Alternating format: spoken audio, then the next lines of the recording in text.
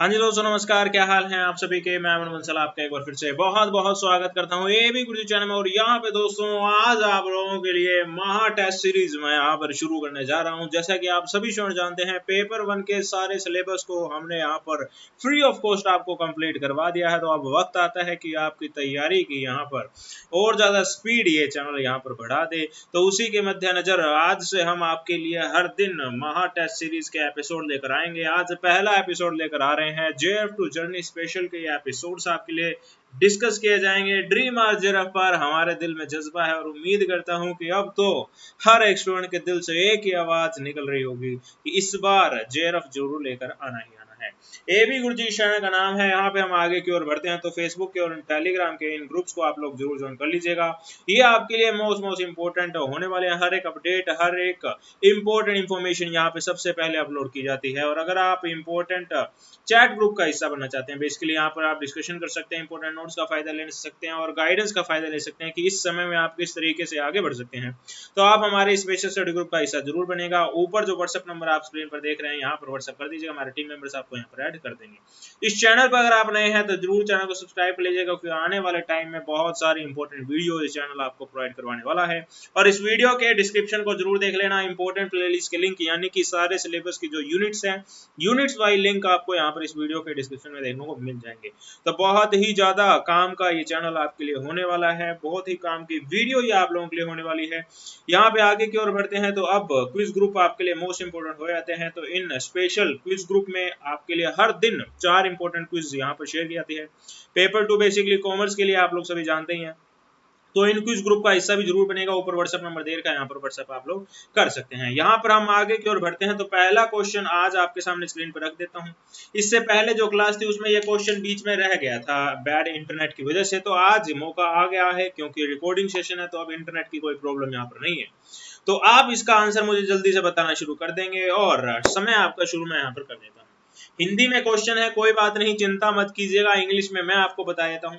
यहाँ पर आपको क्या कहा गया है कि क्वेश्चन पूछा गया है कि 30 जो स्टूडेंट्स हैं उनका एवरेज क्या होगा, और उनका एवरेज निकालने के लिए क्या ए बी सी तीनों पॉइंट आपके लिए जरूरी है या इनमें से कोई 2 पॉइंट के थ्रू भी आप आंसर निकाल सकते हो। तो ए पॉइंट आपके लिए क्या दे रखा है, बेसिकली आपको रेशो बता रखा है 7:8 आपके लिए बता रखा है बॉयज एंड गर्ल्स का रेशो। बी नंबर पॉइंट में आपको एवरेज एज बता रखी है बॉयज की 12.2 की और गर्ल्स की बता रखी है 11.4 की। उसके बाद में सी नंबर पॉइंट जो है उसमें आपको बता रखा है कि बॉयज जो हैं वो गर्ल्स के रेशो में बेसिकली तुलना में यहाँ पर 2 कम है, ठीक है ना, तो 2 लेस देन गर्ल्स, ठीक है। तो ये आपको बता रखा है, तो इसका आंसर आप सोच समझकर मुझे जल्दी से बताना शुरू कर देंगे। हाँ, बहुत ही ज्यादा इंपॉर्टेंट क्वेश्चन आप कह सकते हैं। देखिए टेक्निकल क्वेश्चन है और इसमें दिमाग लगाना ही पड़ेगा आप लोगों को, तो अच्छे से दिमाग लगाइएगा और उम्मीद करता हूं कि अब इस स्टेज पर आके तो आप सभी स्टूडेंट अच्छे से सही से आंसर इसका दे देंगे। मैंने बहुत ज्यादा मेहनत आप लोगों के लिए की है डियर, आप लोग सभी जानते ही हैं, और बहुत मुश्किल काम होता है फ्री में कोचिंग देना। मैंने ये काम आपके लिए करके दिखा दिया, अब आप लोगों की बारी है कि JF लाकर दो जी, इस चैनल का नाम रोशन आप लोगों ने करना है। हाँ, तो ये आप लोगों की रिस्पॉन्सिबिलिटी है और सही आंसर दोगे तभी तो फिर आगे बढ़ पाएंगे, तभी तो फिर मुझे मोटिवेशन मिलेगा। हाँ जी मेरी फ्री कोचिंग यहाँ पर काम आई, तो बढ़िया आंसर दे रहे होंगे। हाँ जी, चलो जी, टाइमिंग कितना हो गया, timing about to complete and now we will move on to answer. यहाँ पर देखिए जी, पहले आपको क्या दे रखा है, 7:8 दे रखा है। अब 30 का 7:8 आप निकाल लें तो आपके पास में आप जानते हैं 14 और 16 आ जाएगा, यानी कि 14 बॉयज हैं और 16 आपके पास में गर्ल्स हैं। बॉयज का एवरेज 12.2 है, गर्ल्स का एवरेज 11.4 है, इसका मल्टीप्लाई किया और आप 30 स्टूडेंट के एवरेज पर पहुंच जाएंगे, कोई दिक्कत नहीं है, और ए और बी से आप आंसर पे पहुंच जाएंगे। अब ये जरूरी नहीं है कि आपने सी को पढ़ा भी नहीं तो सी तो आंसर में इंक्लूड होएगा ही नहीं, आप ए और बी को टिक करोगे और आगे की ओर बढ़ जाओगे। ना ना ना ना ना, जल्दबाजी मत कर लेना ऐसे क्वेश्चन में। इसमें आपको तीसरा पॉइंट यानी कि सी जो पॉइंट दे रखा है इसको पढ़ना पड़ेगा, ना सिर्फ पढ़ना पड़ेगा बल्कि दिमाग भी लगाना पड़ेगा। हालांकि ए और बी पॉइंट पढ़ने पर आपको लग गया भाई ए और बी आंसर आ जाएगा, चलो जी आगे की ओर बढ़ते हैं, तो सी पर आप ज्यादा दिमाग नहीं लगाओगे, लेकिन दिमाग लगाने वाला है क्योंकि एग्जामिनर ने बड़ी चतुराई यहाँ पर की है। देखिए क्या गया है सी में, सी में इसने आपको रेशो नहीं दे रखा, बल्कि एक मैथमेटिकल कैलकुलेशन आपको बता दी थी जैसे कि लड़कों की जो संख्या है ना वो लड़कियों की संख्या की तुलना में 2 कम है। अब आप लोग जानते हैं कि अगर लड़कों की संख्या x मान ली जाए और तो फिर लड़कियों की संख्या क्या हो जाएगी, x + 2 हो जाएगी, और इन दोनों का टोटल अगर आप लोग कर दो तो 30 पर पहुंच जाओगे। तो x का मतलब आपके पास में आ जाएगा कि नहीं आ जाएगा? जी हाँ सर आ जाएगा, x का मतलब 14 आ जाएगा, और यहाँ पर x + 2 क्या हो जाएगा, 16 आ जाएगा। तो इस तरीके से भी आप 14 और 16 पर पहुंच जाओगे, जैसे कि पहले पॉइंट में पहुंच रहे थे रेशो के थ्रू। तो ये चीज आपके दिमाग लगाने वाली है। तो अब आपके पास में आंसर में क्या आ सकता है, आप ये कह दोगे या तो a के साथ में b को दे दो, ठीक है ना, और या फिर सी के साथ में बी को दे दो। इस तरीके से आंसर आ सकता है। तो आपके लिए ए और बी अगर आप कहते हैं तो ये गलत हो जाएगा, क्योंकि सी भी आंसर निकाल के दे सकता है, तो बी सी भी आपके लिए आंसर हो सकता है। तो यहां पर देखिए ए बी भी दे रखा है और बी सी भी दे रखा है, तो आप किसको टिक लगाओगे? तो एग्जामिनर ने चौथे नंबर पे जाके आपके लिए ऑप्शन दे दिया, ये देखो जी, B के साथ में या तो A लगा लो या फिर C लगा लो। ये देखो जी कितनी चतुराई के साथ में यहाँ पर काम किया गया है। तो उम्मीद करता हूं कि आपको ये क्वेश्चन समझ में आ गया होगा, गहराइयां समझ में आ गई होगी। ये छोटी सी मैथमेटिक्स है डियर, छोटी सी मैथमेटिक्स है, और इसमें आप आगे जाके सोल्व करना शुरू कर दें, 14 × 12.2 करें और 16 × 11.4 करें, फिर 30 छात्रों का औसत निकाले ना, इसकी थोड़ी ना जरूरत है। उसने आपसे पूछा निकाला जा सकता है कि नहीं, तो आप देखोगे हाँ निकाला जा सकता है। तो ये चीज आपके लिए जाननी बहुत जरूरी थी। अब आगे की ओर बढ़ते हैं जी। अगला क्वेश्चन आपके सामने स्क्रीन पर आ गया है, आंसर बताना शुरू कर देंगे। Find the next number in the following sequence. अब नंबर सीरीज का छोटा सा क्वेश्चन आपके सामने रखा है। नंबर सीरीज की बहुत अच्छे से प्रैक्टिस मैंने आपको करवा दिया क्विज ग्रुप के अंदर। हर दिन आपके लिए क्विज जो शेयर की जा रही है मोस्ट इंपोर्टेंट आपके लिए होती है, ताकि आपकी प्रैक्टिस यहाँ पर हो उसके। और मैं उम्मीद करता हूँ अब इतनी प्रैक्टिस तो आपकी होगी होगी, अब आप ये क्वेश्चंस देख के आप यूं कहो कि अरे ये क्या है, ये तो मक्खन है, मक्खन की तरह कर देंगे हम तो। हाँ, जैसे स्टूडेंट बोलते हैं ना कि मैं बोलता हूँ कि क्लास कैसी चल रही है, तो स्टूडेंट लिखते हैं सर मक्खन चल रही है, मक्खन चल रही है। तो वैसे ही अब मक्खन की तरह ये क्वेश्चन आपको नजर में आने चाहिए। हाँ, एग्जाम के अंदर भी इसी तरीके से होना चाहिए। चलो जी आंसर बताएं जी। वैसे 1 मिनट का क्वेश्चन नहीं है ये, मैंने नंबर सीरीज आपको जब कंप्लीट करवा दिया है तो उसको आपने देख लिया होगा। उसमें पहला स्टेप मैंने आपको बता रहा है कि नंबर 1 काम आपका नंबर सीरीज के अंदर होता है, इसके अंदर डिफरेंस निकालने का। डिफरेंस यहाँ पर 4 का आ रहा है, यहाँ पर 16 का आ रहा है, उसके बाद में यहाँ पर 36 का आ रहा है, उसके बाद में यहाँ पर 64 का आ रहा है। 64 का ही आ रहा है ना? जी हाँ सर बिल्कुल आ रहा है। अब 4, 16, 36 और 64 देखे देखे से लग रहे हैं। जी हाँ सर बिल्कुल देखे देखे से लग रहे हैं। 4 जो है वो 2 का स्क्वायर है, 16 जो है वो 4 का स्क्वायर है, 36 जो है वो 6 का स्क्वायर है, और 64 जो है वो 8 का स्क्वायर है। तो 2, 4, 6, 8 और अगला क्या आ जाएगा? 10 का स्क्वायर आ जाएगा। यानी कि 100 का डिफरेंस अगला होना चाहिए। 121 के अंदर 100 जोड़े तो आप कहां पहुंच गए? 221 पे पहुंच गए। 221 को टिक किया, बल्ले बल्ले बोला, प्रेम प्यार से राधे राधे बोला और आगे की ओर बढ़ गए। बात समझ में आ गया आगे क्या आप लोगों को? अब आप लोगों में से जो नए स्टूडेंट है वो कहेंगे सर स्क्वायर वाली चीज हमारे को कैसे पता लग जाएगी? तो वो वीडियो देख लेना, मैंने सारे स्टेप्स बता रखे हैं, किस तरीके से कौन से स्टेप पे आपने मूव ऑन करना है।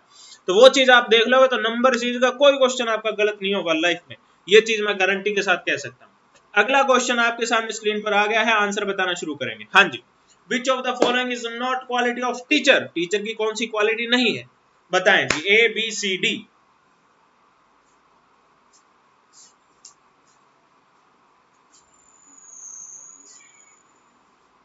अब इन दिनों में लगातार बौछार ही हो रही है हमारे पास में चैनल पर मैसेजेस की, भाई फलानी एकेडमी को, फलानी क्लासेस को हमने ज्वाइन कर लिया था सर, और अब पता लग रहा है कि हमारी दिल्ली की भी तैयारी नहीं है, अब कैसे करें, अब कैसे करें। तो मेरी सांत्वना ही है उन सब स्टूडेंट के साथ में, और मैंने उनको बेसिकली गाइड किया, भाई जो इंपॉर्टेंट टॉपिक्स हैं उनको हमने प्रोवाइड करवाया है, और इंपॉर्टेंट लेक्चर्स की लिस्ट उनको दी है, भाई ये लेक्चर्स एटलीस्ट आप देख ही लो। क्विज़ेस वगैरह उनको हमने प्रोवाइड करवाई है। तो बेसिकली हम चाहते हैं स्टूडेंट का फायदा हो जाए। अब वो आप लोग देख ही रहे हैं यूट्यूब पे कितनी अकेडमी की थू हो रही है, अलग अलग अकेडमियां जो हैं वो आपके सामने आती हैं, फिर उनकी थू होती फिरती है, फिर वो निकालते रहते हैं लोगों को, पहले तो डाल लेते हैं फिर बाद में निकालते हैं, दे नहीं पाते तो पैसे। तो खैर एडवर्टाइजमेंट के चक्कर में ले लेते हैं, बाद में अब थू हो रही है। आप देख रहे हो, आप ट्रेंडिंग में वीडियो चल रही है। खैर अपनों को क्या लेना देना, नलायकियां हैं। तो खैर आंसर आप लोगों ने दे दिया होगा, which of the following is not quality of teacher. देखिए जी, teacher should use modern technique, बिल्कुल जी बिल्कुल, ये तो क्वालिटी होनी चाहिए, मॉडर्न टेक्निक तो यूज करनी पड़ेगी। उसके बाद में है teacher should maintain an autocratic, ना ना ना ना ना, ऑटोक्रेटिक एटमॉस्फेयर कैसे क्रिएट कर लेगा, अभी तो इस पे डाउट है। सी देख लेते हैं, teacher should have an interest in his profession, बिल्कुल जी बिल्कुल, प्रोफेशन में इंटरेस्ट नहीं होगा तो पढ़ाएगा कैसे। Teacher must be fair in grading and marking, बिल्कुल जी बिल्कुल, ऐसे थोड़ा ना होगा पार्शियलिटी कर देगा, जो अमीर बच्चा है उसको ज्यादा नंबर, जो गरीब बच्चा है उसको कम नंबर, ना ना, ऐसा नहीं होना चाहिए। तो ये तो क्वालिटी होनी चाहिए। तो आपके पास में बी ही एक खटकने वाला था, जो ऑटोक्रेटिक एटमॉस्फेयर की बात कर रहा था, तो बी को तो आपने देखते ही नकार दिया है। जो सीधे सीधी क्वेश्चन हमारे सामने थी। अगला क्वेश्चन आपके सामने स्क्रीन पर आ गया, आंसर बताना शुरू कर देंगे। हाँ जी, a woman introduces a man as a son of the brother of her mother, how is the man related to the woman. अब देखिए क्या है, इसमें ट्रिक होती है, और वो ट्रिक मैंने आपको ब्लड रिलेशन वाले लेक्चर्स के अंदर बहुत अच्छे से समझाई हुई है। तो खैर पहले आप आंसर को फिर बताता हूँ।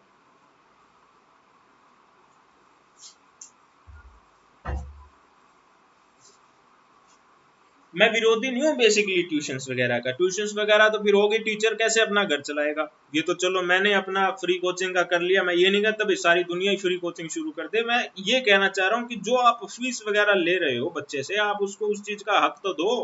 बच्चा फिर भी रो रहा है, बच्चे को दिमाग का डेवलपमेंट ही यहाँ पर नहीं हो रहा। आज सुबह मैंने हमारे एबी गुरुजी क्विज वाले के अंदर एक बहुत बढ़िया आइंस्टीन का वो कोट डाला था वहां पर, कि माइंड जो है वो लर्न करने के लिए नहीं बनाया, कि बहुत सारे फैक्ट्स को आपने याद कर लिया, ये आपकी नॉलेज नहीं होती। नॉलेज तो आपकी एजुकेशन बेसिकली ये है कि आपने अपने माइंड को डेवलप किया है सोचने के लिए, ट्रेन किया है सोचने के लिए, ये चीज होती है एजुकेशन। एजुकेशन का मतलब बहुत सारे फैक्ट्स को याद करना नहीं होता। और मैंने भी इसी तरीके से आप लोगों की तैयारी यहाँ पर करवाई है।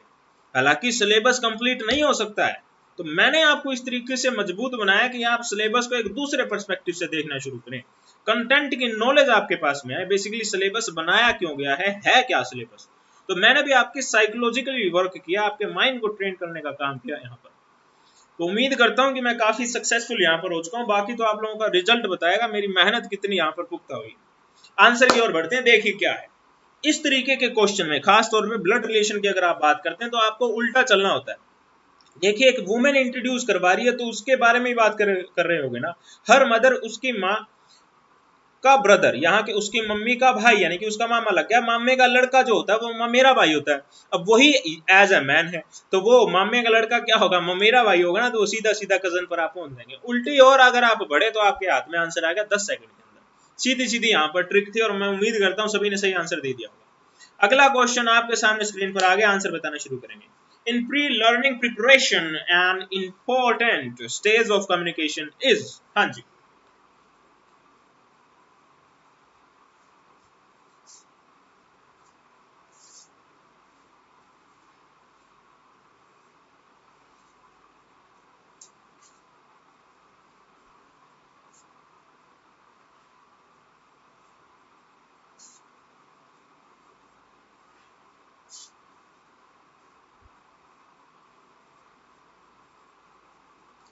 स्टूडेंट स्टूडेंट ना होकर आज एक ग्राहक बन चुका है।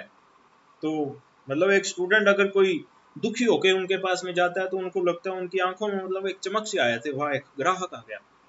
तो ये बहुत बुरा है बेसिकली। जैसे हॉस्पिटल्स के अंदर भी आजकल अपनों को ऐसे देखने को मिलता है, कोई मरीज अगर वहां पर जा रहा है ना, तो वो ऐसे वहां के स्टाफ के अंदर एक चमक आ जाती है कि यार चलो एक ग्राहक आ गया।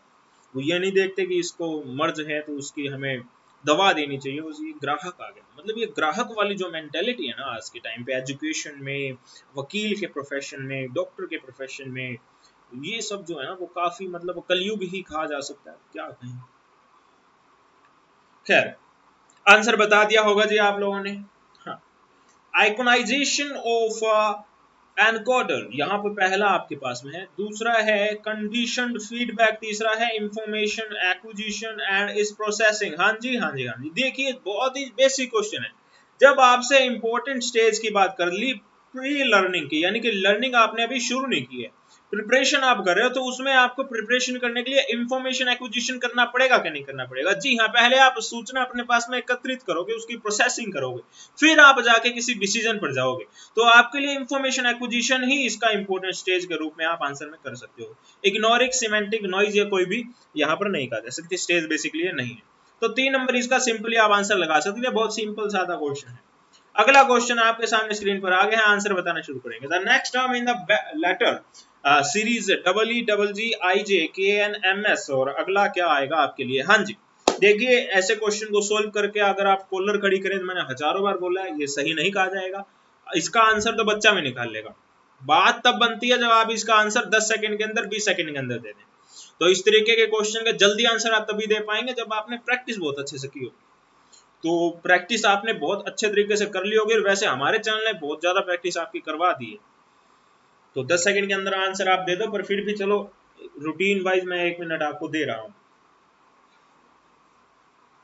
जिस भी स्टूडेंट ने हमारे टेलीग्राम ग्रुप एवी गुरुजी को ज्वाइन नहीं किया है वो जरूर ज्वाइन कर लीजिएगा, और इस चैनल पे अगर नया है तो जरूर चैनल को सब्सक्राइब कर लीजिएगा बेल आइकन दबाकर, ताकि नोटिफिकेशन आप लोग पहुंचे। लाल बटन सब्सक्राइब का वो दबा के बेल आइकन जो बनकर आएगा उस पर भी क्लिक करना, ऑल नोटिफिकेशन पर, ताकि नोटिफिकेशन पहुंचे आप लोगों तक। हाँ, तभी तो फिर फायदा है आप लोगों को, वरना तो सब्सक्राइब करके फिर वो पड़ा रहेगा।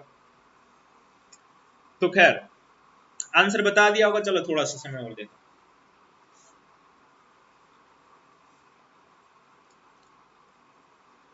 चलो जी, यहां पर देखिए जी आपके लिए क्या दे रखी है, लेटर सीरीज क्या है? EEG, तो डबल डबल तो आ नहीं रहे आगे जाके, तो इसका मतलब ये है कि इस तरीके से तो जाएगा नहीं।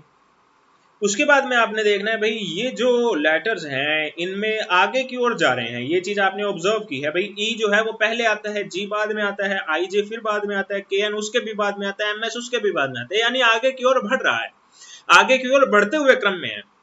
तो आपने देखा ई के बाद में जी आने के बीच में कुछ बीच में गैप रह रहा है। ई के बाद में एफ आता है, उसके बाद में जी आता है, एच आता है, फिर आई आता है, जे आता है, फिर के आता है, एल आता है, फिर एम आता है। तो ये आपको पता लग गया, एक एक लेटर छोड़कर यहां पर ये कर रखा है। दूसरे का भी देख लेते हैं। ई के बाद में एफ जोड़ा, एफ छोड़ा तो यहां पर जी आ गया। एच आई को छोड़ा तो जे आ गया, यानी कि एच आई 2 लेटर हमें छोड़ने पड़े। जे के बाद में के एल एम हमने छोड़ा, के एल एम एम हमने छोड़ा, उसके बाद एन पर पहुंचे। एन के बाद में ओ पी क्यू आर हमने छोड़ा तो हम एस पर पहुंचे। इसी तरीके से अब आगे की ओर बढ़ते हुए हमें 5 लेटर छोड़ने पड़ेंगे, फिर जाके हम अगले पर पहुंचेंगे।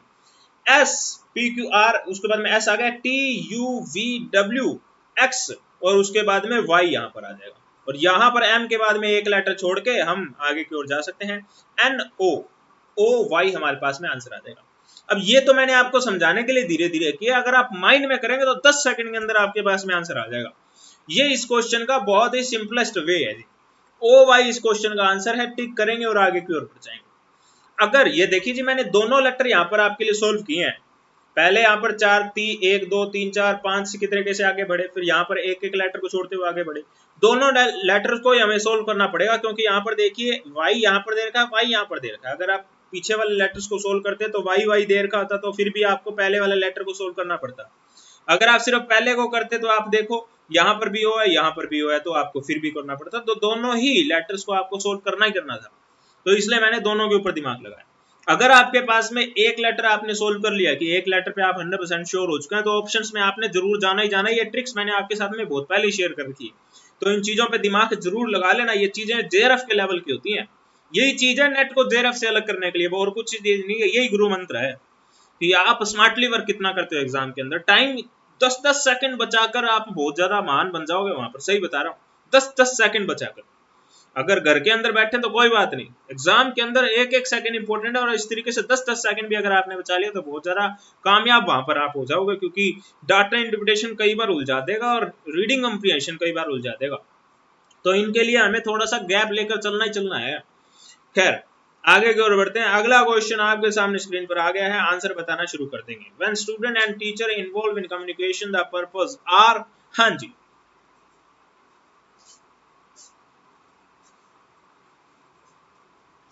हाँ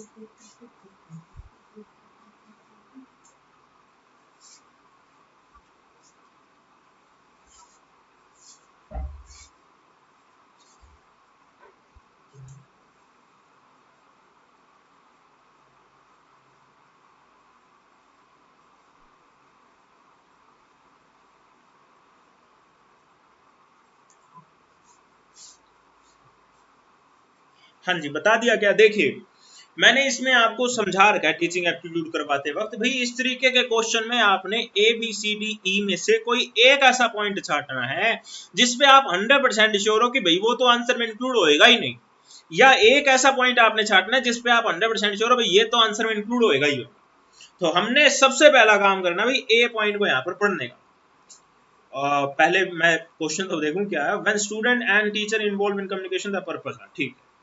to develop professional working relationship, ठीक है जी। To create a participatory environment in classroom, ठीक है जी।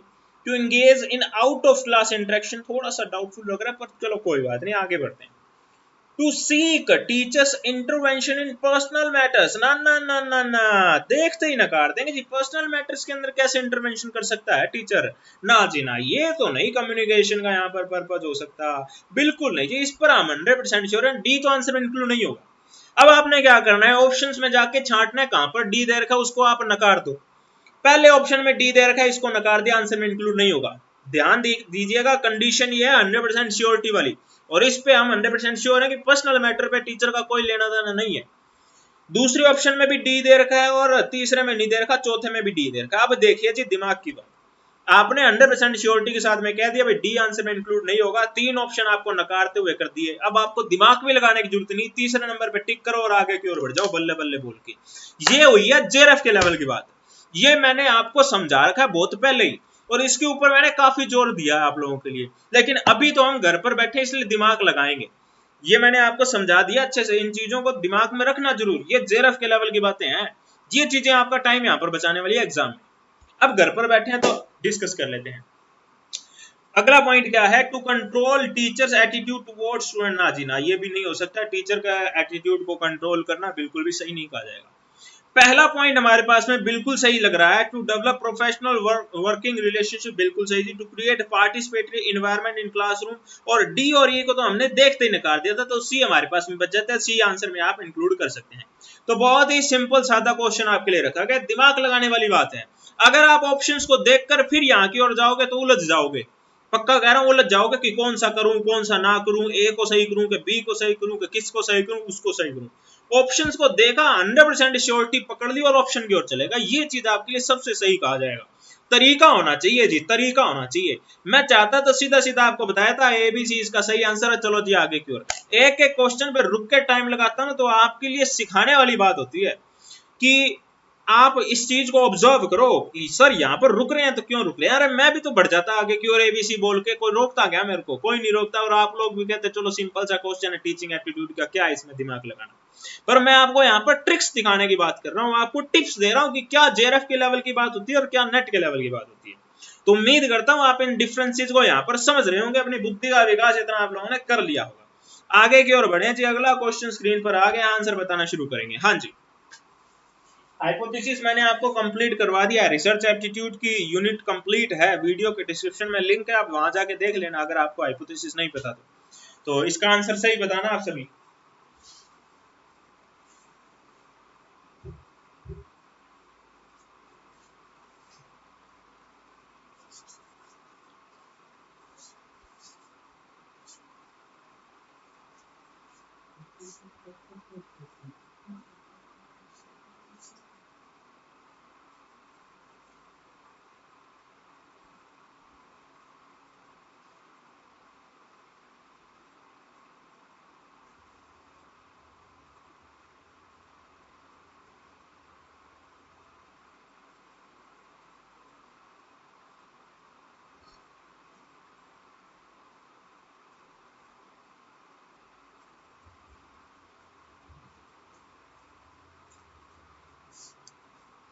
हाँ जी, देखिए जी आंसर बता दिया होगा आप सभी ने। At the stage of data analysis in which quantitative techniques have been used by research, the evidence warrants the rejection of null hypothesis। अब null hypothesis, alternate hypothesis सारा मैंने अच्छे समझा रखा है।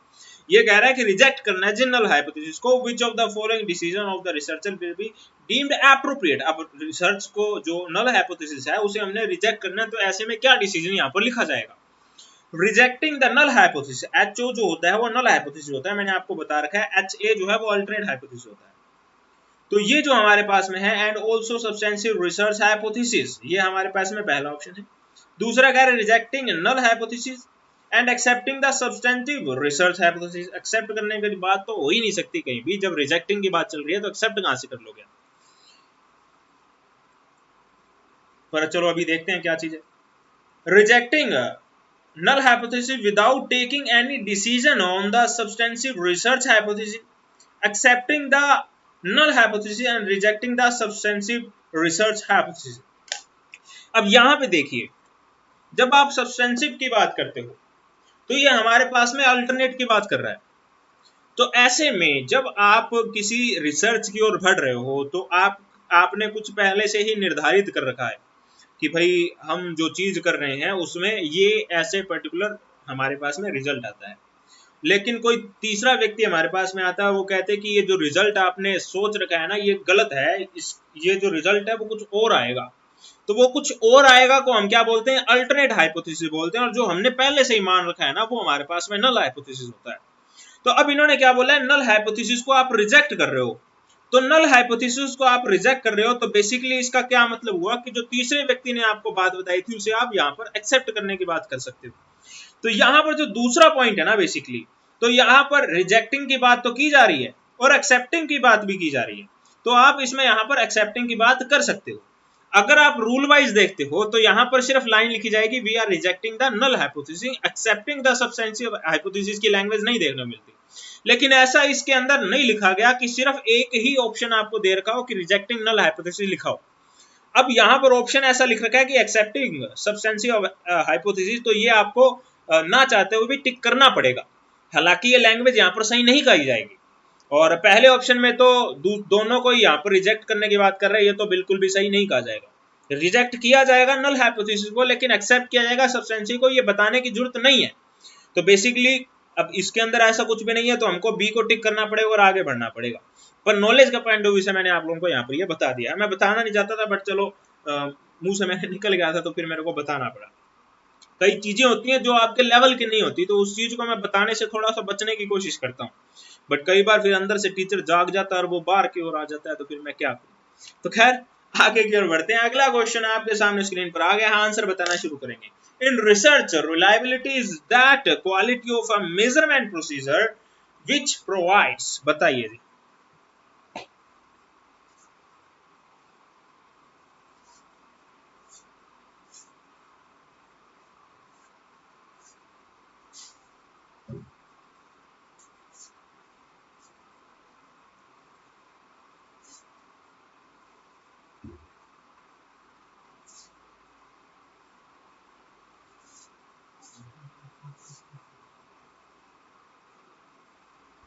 हाँ जी, टाइम हो गया क्या?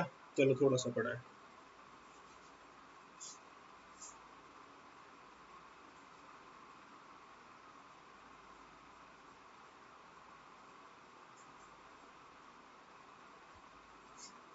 हाँ जी, यहाँ पर देखिए जी, आपको ये कह दिया कि हमारे पास में जो मेजरमेंट प्रोसीजर है ना वो बहुत विश्वसनीय है, उस पर हम विश्वास कर सकते हैं। तो उससे आपको क्या मिलेगा?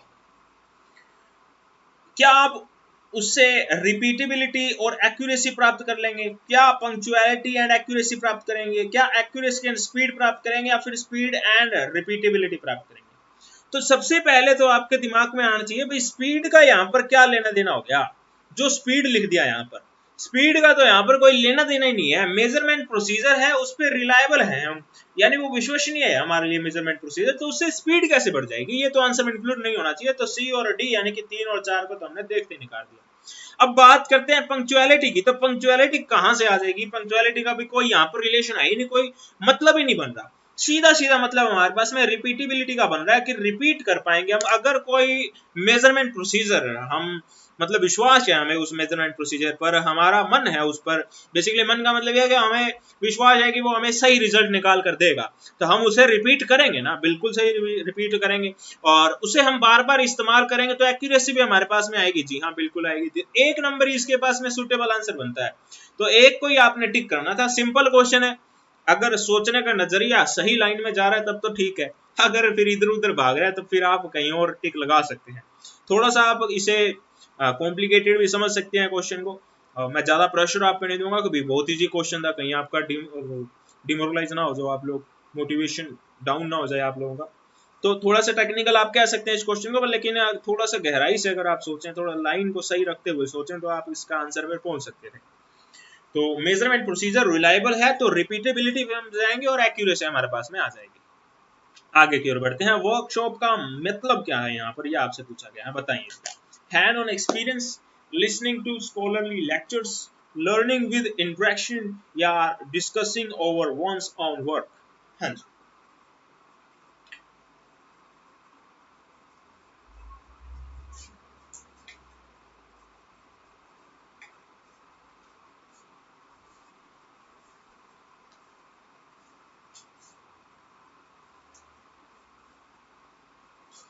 चलो जी देखिए, वर्कशॉप क्या होती है, कॉन्फ्रेंस क्या होती है, सिंपोजियम क्या होता है, सब मैंने आपको बहुत अच्छे से समझा रखा है।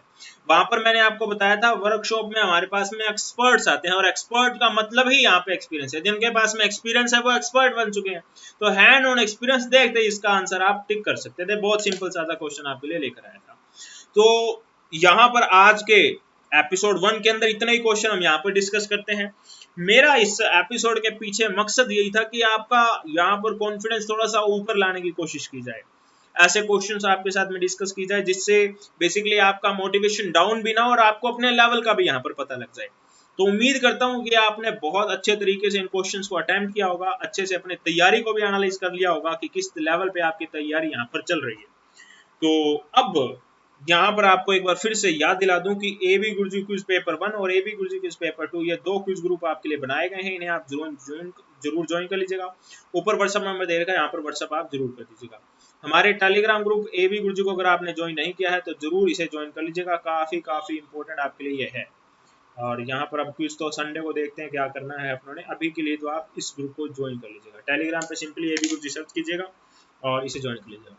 बहुत सारे स्टूडेंट ऐसे हैं जिन्होंने वीडियो को लाइक नहीं किया है, तो लाइक जरूर कर दिया करो।